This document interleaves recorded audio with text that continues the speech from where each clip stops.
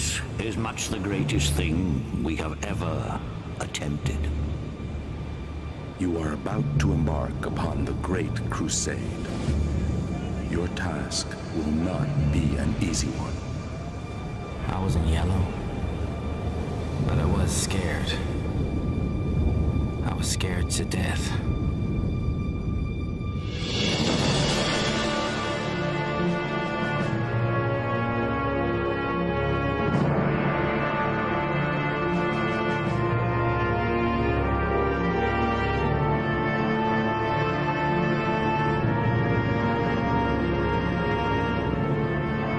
2 years after the ordeal of Dunkirk, Britain struggles on.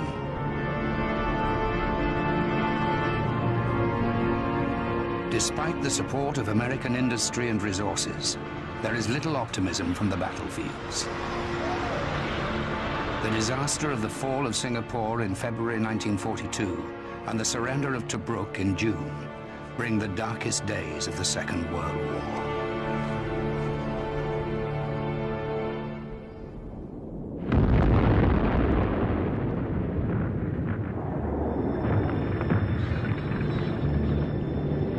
But in southern Russia, Hitler's armies are being bled dry in a vicious fight against the Soviet Union.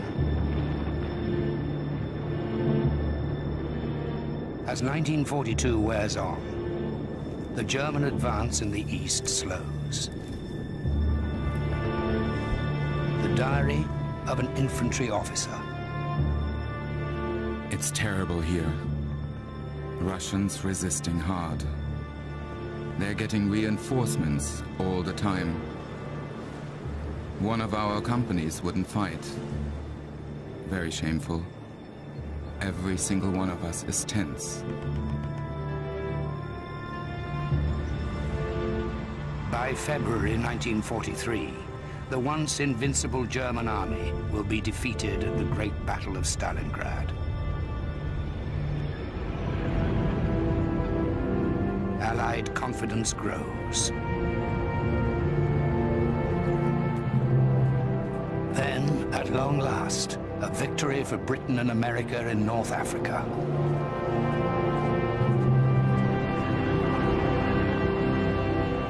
General Alexander in a telegram to Prime Minister Winston Churchill. Sir, it is my duty to report that the Tunisian campaign is over. All enemy resistance has ceased. We are masters of the North African shores.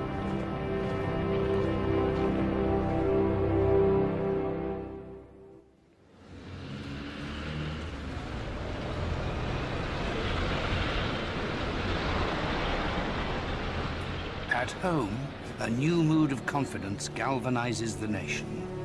A survey of public opinion carried out by mass observation. The general picture is one of considerable optimism about future developments in the war. A successful outcome is expected by the overwhelming majority.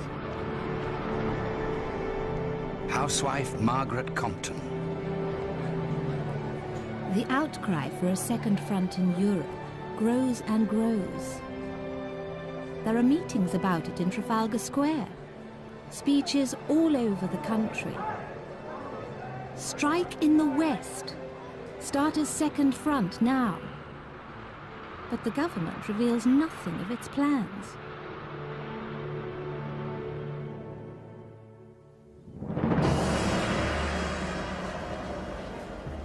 But secret planning for a major assault on Western Europe has begun in earnest.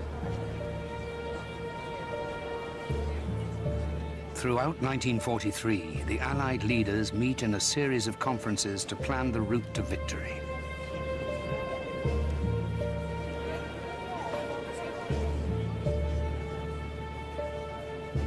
Churchill and US President Franklin Roosevelt confirm the Germany First policy, convinced that Japan will capitulate after Germany is defeated. General Alan Brooke accompanies Churchill to the Casablanca conference. The back of the work here is broken. and thank God for it. It has been one of the most difficult tasks I've had to do. Although our discussions have become somewhat heated at times, our relations have never been strained. I hope we shall leave here with a more united outlook to the war. During the conference, the British persuade a reluctant United States to begin the assault on Europe in Sicily, before an attack on occupied France.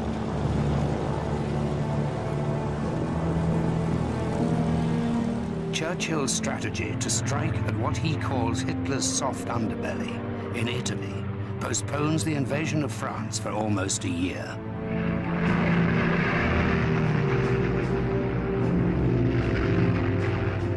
But it buys vital time for the build-up of resources and manpower.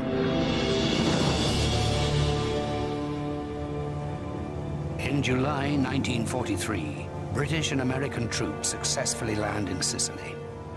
Hitler's ally, the Italian dictator Benito Mussolini, is overthrown. Italy soon surrenders.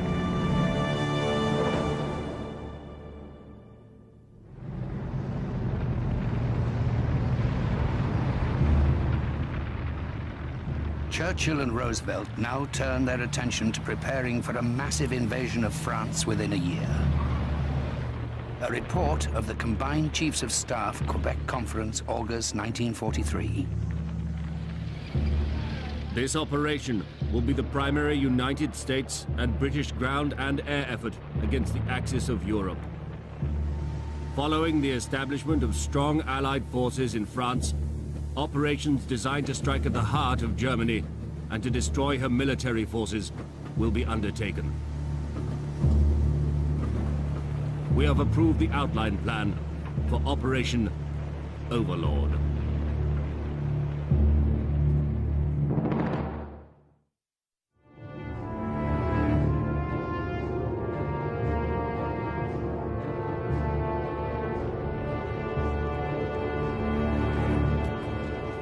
As the plans for the Allied invasion of Europe are being laid, the United States Army Air Force and the Royal Air Force carry out massive day and night bombing raids over Germany. A directive issued by the Combined Chiefs of Staff. Your primary objective will be the progressive destruction and dislocation of the German military, industrial and economic system, and the undermining of the morale of the German people to a point where their capacity for armed resistance is fatally weakened.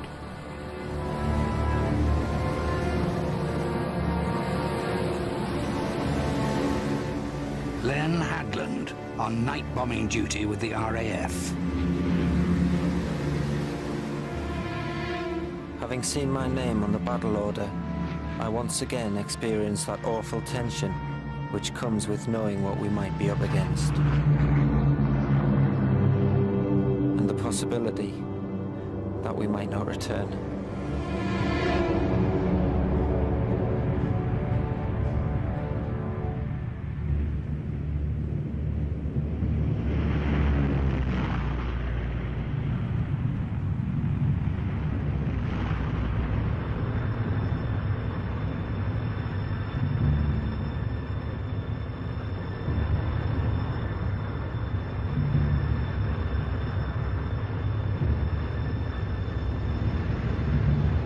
The Allied aerial bombing campaign is relentless and brutal.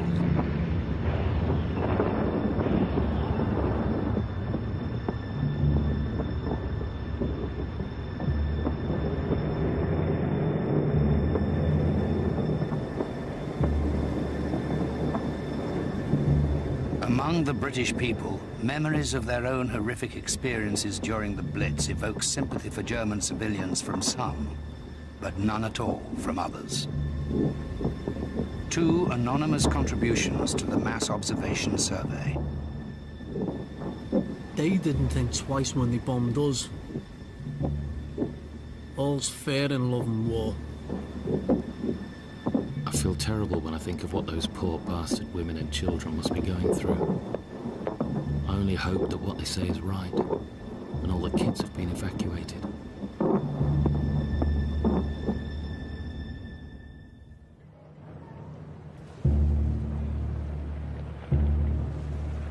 November 1943.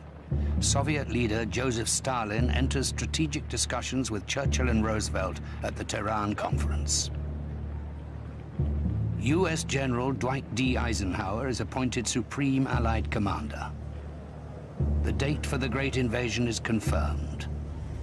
Summer 1944.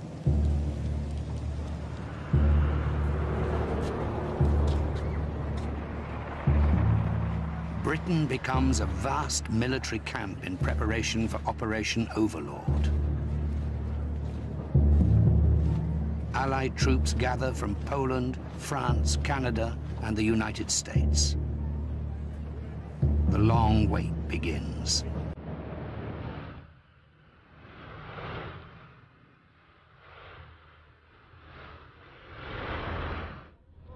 U.S. war correspondent Ernie Pyle. Some people say the British have been at war so long they've forgotten about peacetime life and are resigned to the war dragging on and on. But I don't sense any such resignation. There are all kinds of wisecracks about the way Americans have flooded the island and nearly crowded the British off. U.S. Army Air Force General Louis Brereton.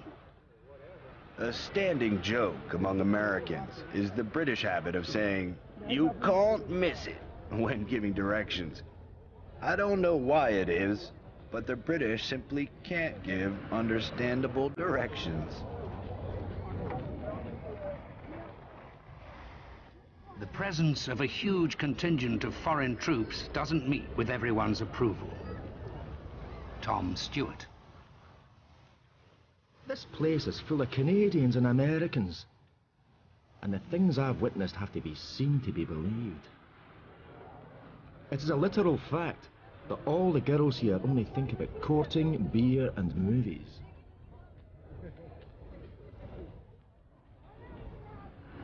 Maureen Bolster, in a letter to her boyfriend in the RAF.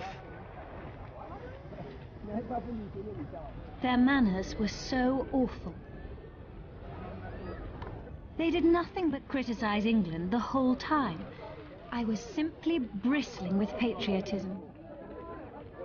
How dare those Yanks come here and run my country down?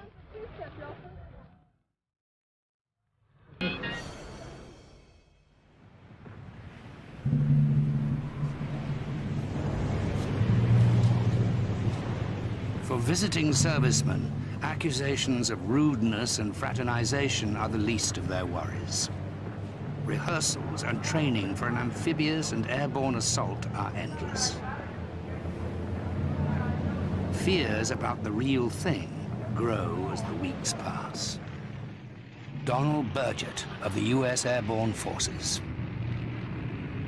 An instructor in A stage told us that we weren't volunteering for any picnic, that most of us would die in combat. In fact, he said, if any man lives through 3 missions, the government has said it will fly that man home and discharge him. Now you know as well as I do that Uncle Sam ain't gonna discharge anyone during wartime. So now you know what your chances are of living through this war? You haven't got a chance.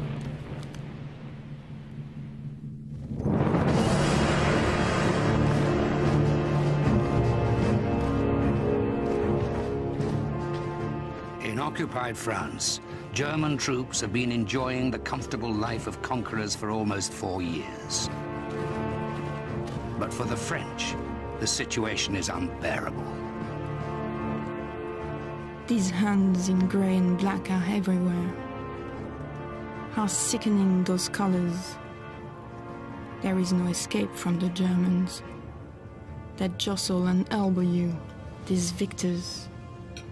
Murderers of relatives, friends and brothers.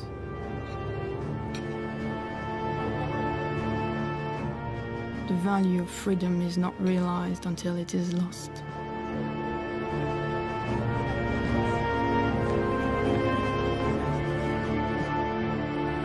By the beginning of 1944, following yet more losses on the Eastern Front, Hitler knows that soon he will also have to face an Allied invasion in the West.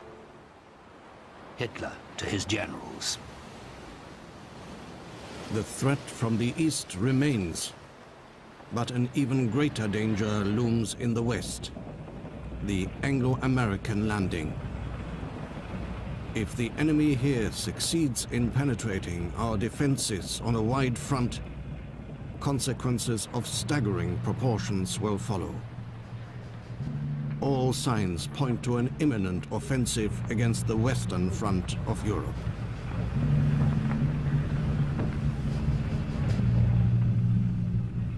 Hitler orders Field Marshal Erwin Rommel to take responsibility for the Atlantic defenses. Senior German officers begin a detailed inspection. Rommel writes to his wife. I'm going to throw myself into this new job with everything I've got. And I'm going to see it is a success. Our chance will be on the beaches. That's where the enemy is always the weakest. General Sir Bernard Montgomery is appointed commander of Allied ground forces for the invasion. He has first-hand experience of Rommel's tactical ability from the North African campaign. Rommel is in command from Holland to the Loire. It is now clear that his intention is to defeat us on the beaches. He has made a world of difference since he took over. We must blast our way on shore and get a good footing before he brings up his reserves.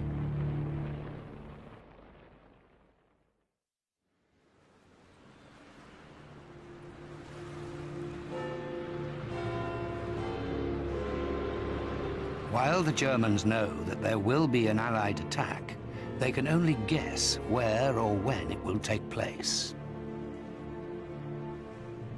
Churchill warns the British that secrecy must be maintained at all costs.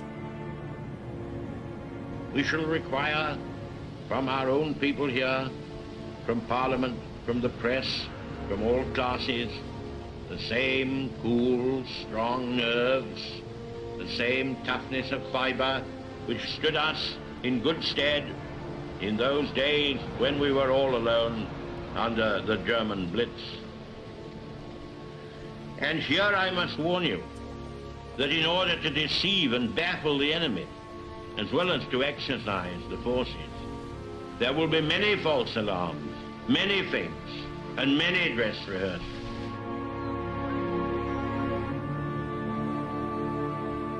Under Churchill's Operation Bodyguard, elaborate deceptions are created with the intention of preventing Hitler from discovering the date and location of the invasion.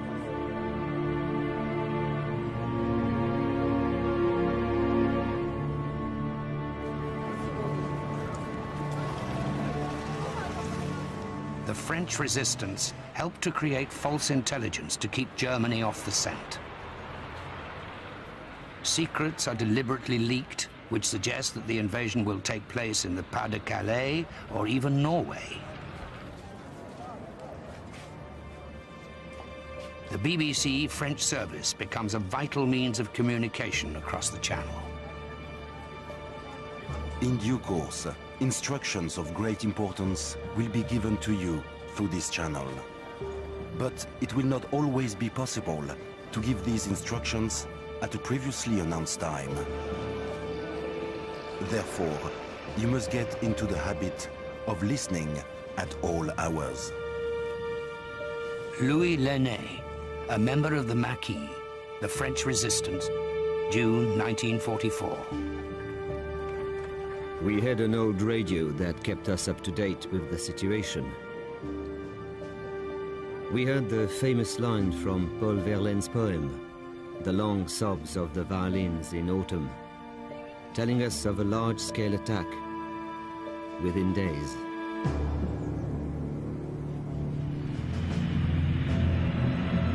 Across Britain, tension grows as security tightens. Louis Brereton. Preparations for the invasion are being felt.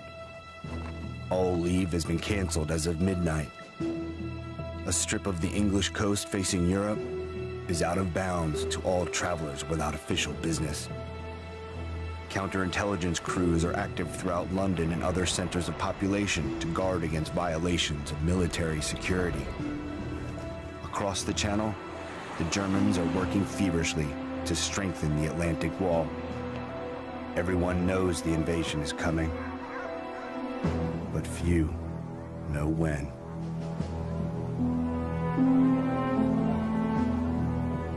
The Allies brace themselves for the biggest test of the war. Churchill in a telegram to Roosevelt.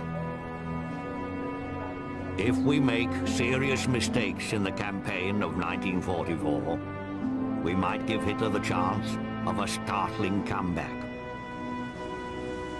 This shows the need for the greatest care and foresight. My dear friend, this is much the greatest thing we have ever attempted.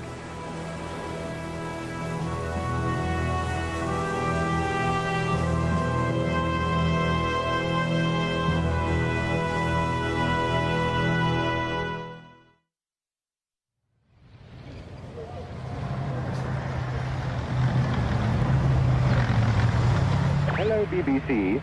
This is Godfrey Talbot reporting from Rome. Allied troops have occupied Rome, which was the fascist capital.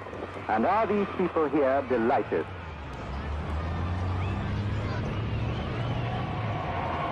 The Allied liberation of Rome, June 1944. It is welcome news for anxious comrades at home in Britain. 4th of June. More than 1 million men are on the move throughout southern England. Operation Overlord will make landfall on the beaches of Normandy. The attack is imminent. Captain Douglas Aitken, a medical officer, 24th Lancers. Only 7 miles to go to the docks, but the trip's a slow one. American military police in their jeep lead us all the way. We pass along well-known roads. I must say I take a deeper than normal interest in these last glimpses of England.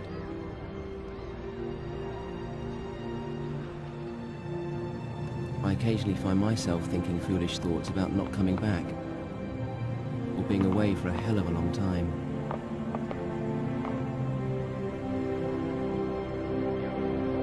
In addition to the vast armada of men and their machines of war, several hundred war correspondents from all over the world await the invasion. Ernie Pyle is one of them. None of us knew when the invasion would be or where.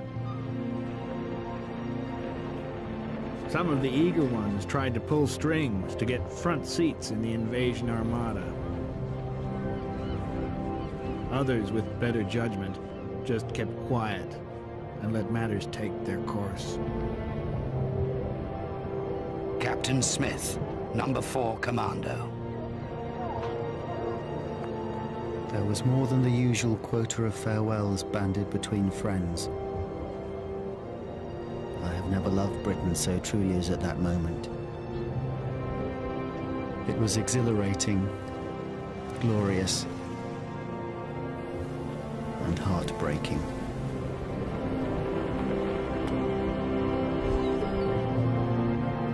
Captain Alistair Bannerman. The deck is packed with tractors, jeeps, personnel carriers, guns and tanks. I haven't much time left. I know I'm no hero. I pray for the courage.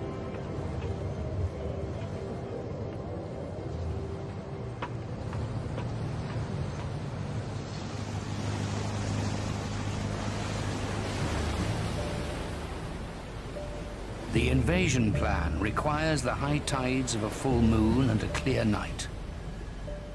but the weather deteriorates. Eisenhower postpones the departure of the troops from English shores by 24 hours. Any further delay will rule out an invasion for a month. The D-Day landings will now take place on the 6th of June. For the assault troops, now crowded into more than 2,000 transport vessels, the delay adds to the tension. Bob Koch, 116th Infantry Regiment. The weather looked so bad, we wondered whether the whole thing would be called off. We played cards, relaxed as much as possible, thought about our families, and prayed. Some boys said they knew they'd never make it. I wasn't yellow, but I was scared. No question about it. I was scared to death.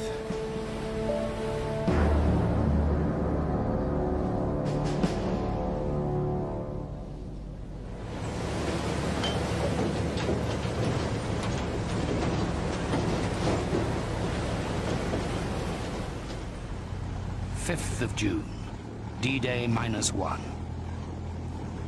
Following the long delay in harbor, the cross-channel journey begins. The Normandy beaches are almost 100 miles from the south coast of England. Lieutenant Sidney Beck. The great decision was taken. The Armada set sail despite most unfavorable weather reports. As they steamed by, Captain Perry and Captain Hall flashed signals by lamp. Good luck. As we passed the Needles and felt the first Atlantic swells, we knew there was no turning back.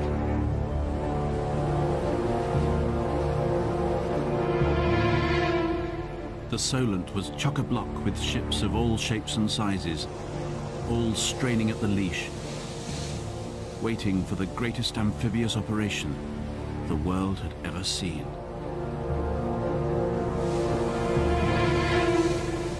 Able seaman Bill Cutler is aboard HMS Largs. What a task we have ahead of us. What losses are we to suffer? All are going in fully knowing the task set. We will not fail.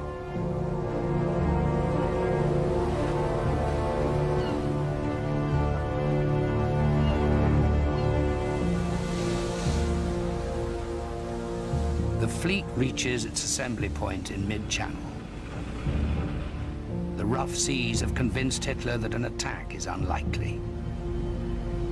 False intelligence has suggested that the invasion will take place anywhere but on the coast of Normandy and on any day except the 6th of June. Erwin Rommel has left for Germany to celebrate his wife's birthday.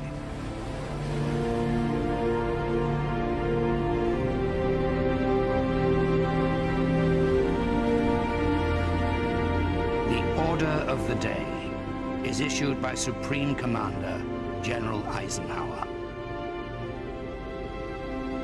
You are about to embark upon the great crusade toward which we have striven these many months. The eyes of the world are upon you. The hope and prayers of liberty-loving people everywhere march with you. Your task will not be an easy one. But this is the year, 1944. The tide has turned. The free men of the world are marching together to victory.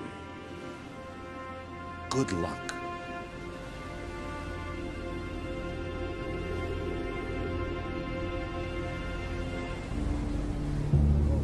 As more than 2,000 Allied ships head to the French coast under cover of darkness, British and American airborne troops prepare to take off for France. Private George Alex, 82nd Airborne Division. I was getting nervous. butterflies in my stomach. We were told that the entire coast of France was mined. Fields were flooded to keep our gliders from landing. We didn't know what to expect, so we expected the worst.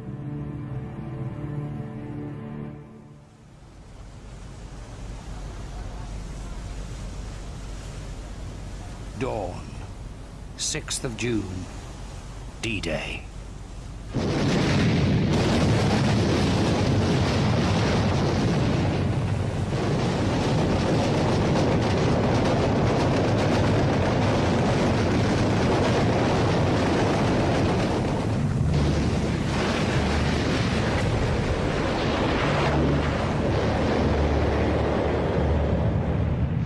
Massive Allied air power is unleashed on northern France.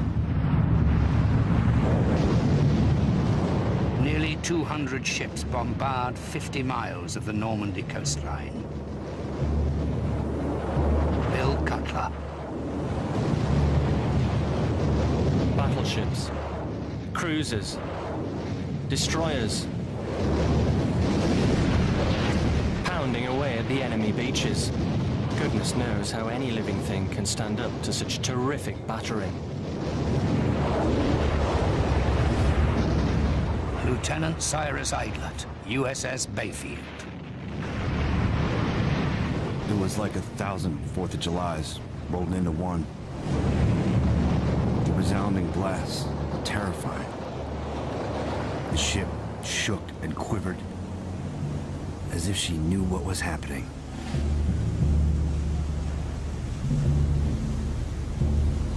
U.S. forces are to attack the beaches codenamed Utah and Omaha. Corporal Gil Murdoch on his way to Omaha. The transporters cut engines.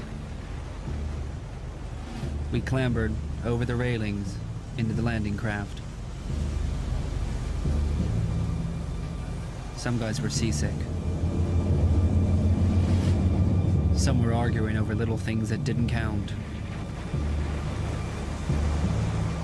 Some guys, like myself, were just standing there, thinking, shivering. Sergeant Levers of the Canadian-Scottish Regiment approaches Juno Beach.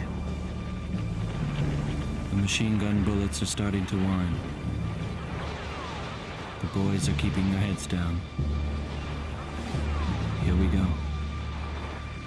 The ramp is down.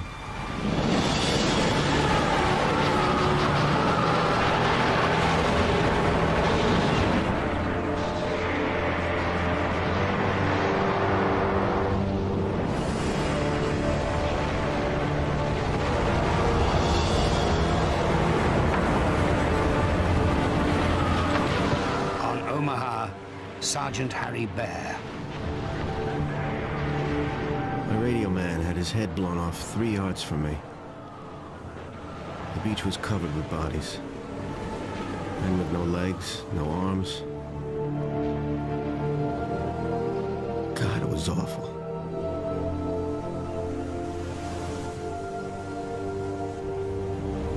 Lieutenant Alex Sudborough, number 45 Commando, Royal Marines, Sword Beach.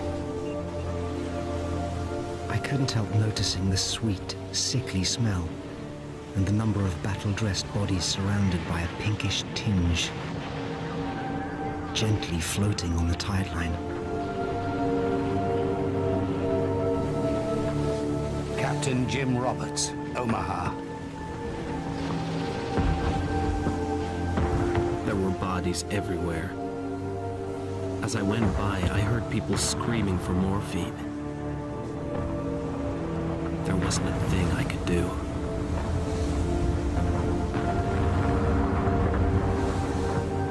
Lieutenant John Pelly of the Royal Navy is aboard HMS Eglinton, watching the return of the landing craft from the first assault wave. I'll never forget the chaos. A mixture of blood and fuel, with legs and heads sticking out. They came alongside. We hauled the wounded out and place them on the deck in their awful suffering, doing what little we could.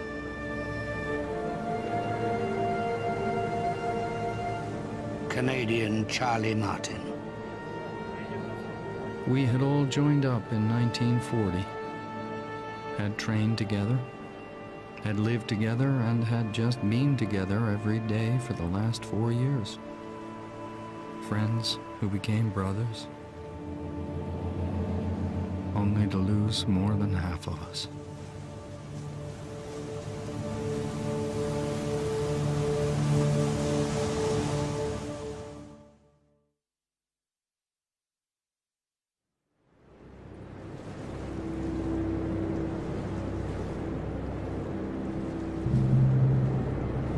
BBC Home Service.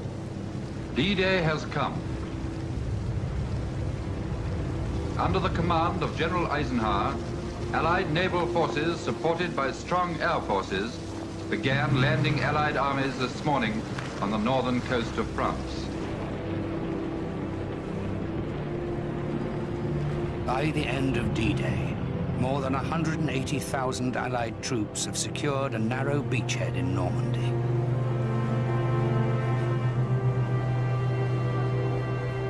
In some places, they have advanced up to 5 miles inland. Although the airborne assault has been fraught with difficulty, most units have been joined by land troops.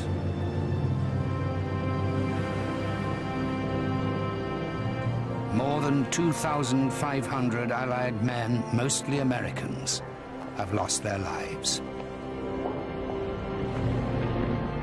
Many more German defenders are dead. Thousands of French civilians have died in bombing raids. But the Allies' veil of secrecy around the invasion had so effectively convinced Hitler and his high command that the attack would come in the Pas-de-Calais, the Germans have limited resources for a counterattack.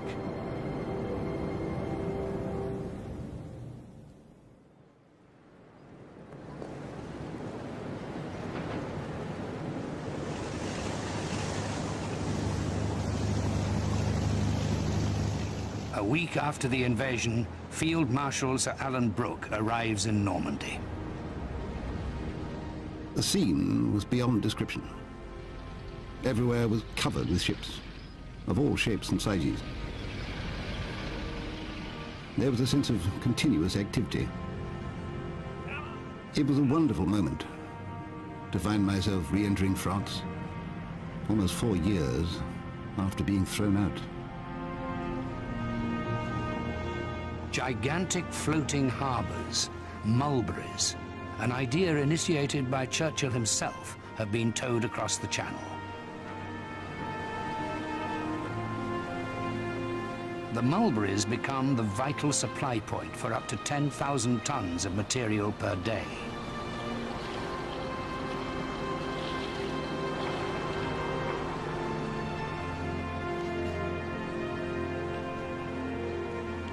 Inland, Allied troops are adapting to their role as liberators.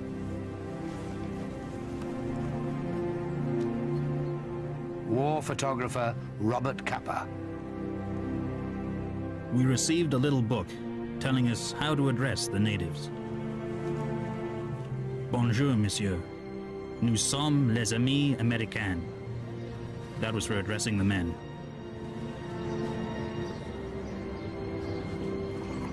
Bonjour, mademoiselle. Voulez-vous faire une promenade avec moi? That was for the girls. The first one meant, Mister, don't shoot me. And the other could mean anything.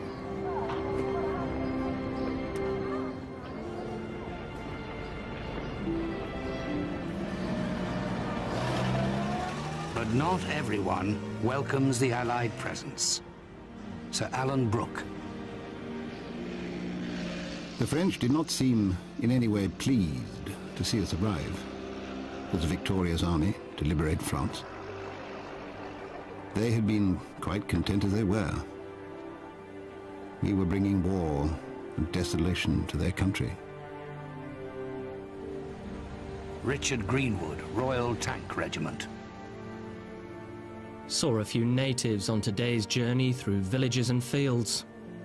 Not much evidence of enthusiasm amongst them. Perhaps they resent our intrusion. I can well understand this. Their former, lovely countryside is now a battleground.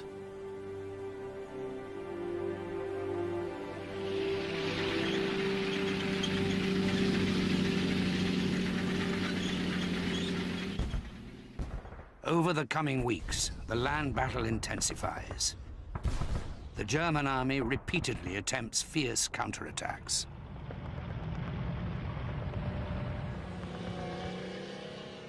The Normandy countryside, with its patchwork of small fields and tall hedgerows, proves to be a difficult battleground.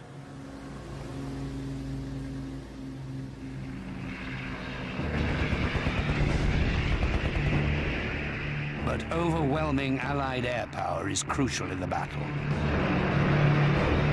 Field Marshal von Kluge replaces Rommel in July. He writes to Hitler, "In the face of the enemy's complete command of the air, there is no possibility of our finding a strategy to counterbalance its truly annihilating effect, unless we retreat.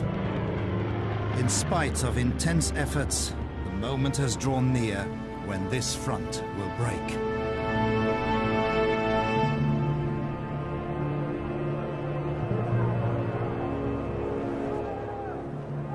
German confidence is ebbing.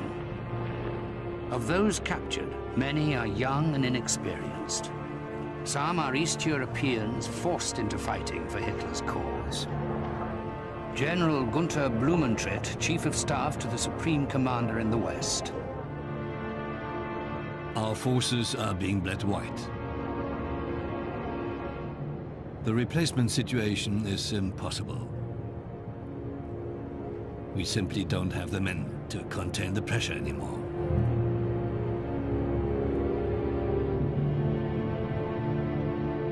By late July, the Allies achieve a breakthrough. Saint-Lô and Caen are captured, but the victories come at a price. In the assault on Saint-Lô, more than 3,000 Americans are killed.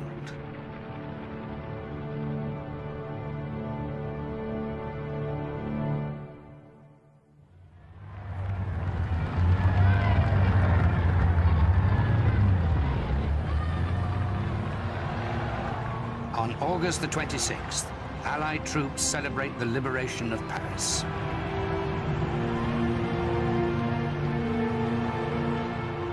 General Charles de Gaulle, the exiled commander of Free French forces, returns to lead the triumphant parade. Lieutenant John Osland, 4th U.S. Infantry Division. In the street was the largest crowd I've ever seen. Thousands of people, all there to see de Gaulle and to celebrate the liberation of their city. They had waited 4 years for this day. Elisabeth de Mirabel of the Free French. It was beyond all we could have imagined. The atmosphere of feverish joy was overwhelming. The excitement was intoxicating. Yet death and suffering still lay at the door.